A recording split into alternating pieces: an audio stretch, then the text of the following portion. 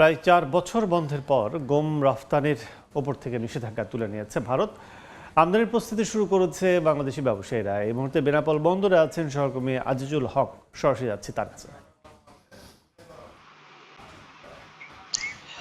প্রতি বছর দেশে গমের চাহিদা রয়েছে প্রায় 70 থেকে 75 লাখ মেট্রিক টন। তবে চাহিদার বিপরীতে সর্বশেষ গত বছর দেশে গম উৎপাদনের পরিমাণ ছিল 10 থেকে 11 লাখ মেট্রিক টনের মতো। চাহিদার তুলনায় গম উৎপাদন দেশে কম হয়, আমদানির উপর নির্ভর করতে হয়। আর এই সমস্ত আমদানিকৃত যে সমস্ত দেশ থেকে গম আমদানি করা হয়, এই সমস্ত আমদানিকৃত দেশের তালিকায় রয়েছে ভারত, রাশিয়া এবং ইউক্রেন। তবে রাশিয়া ইউক্রেন যুদ্ধের কারণে কিন্তু আমরা দেখতে পেয়েছি বৈশ্বিক মন্দার মধ্যে ভারত সরকার 2022 সালে 13 মে বাজার বাজার বাড়ার কারণ দেখিয়ে কিন্তু গম আমদানি বন্ধ করে দেয়। এরপর থেকে বেনাপোল বন্দর দিয়ে আর কোনো গম আমদানি হয়নি।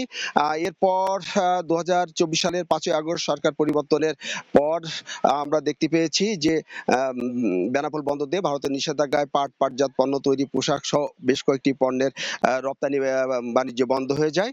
তবে যারা সাধারণ ব্যবসায়ীরা, তাদের প্রত্যাশা ছিল যে দেশে নির্বাচনের মধ্য দিয়ে নতুন সরকার গঠন হলে হচ্ছে যে সমস্ত পণ্যের নিষেধাজ্ঞা রয়েছে সে সমস্ত পণ্যের নিষেধাজ্ঞা প্রত্যাহার হবে। এবং সর্বশেষ আমরা দেখতে পেয়েছি 12 ফেব্রুয়ারি নির্বাচনের পর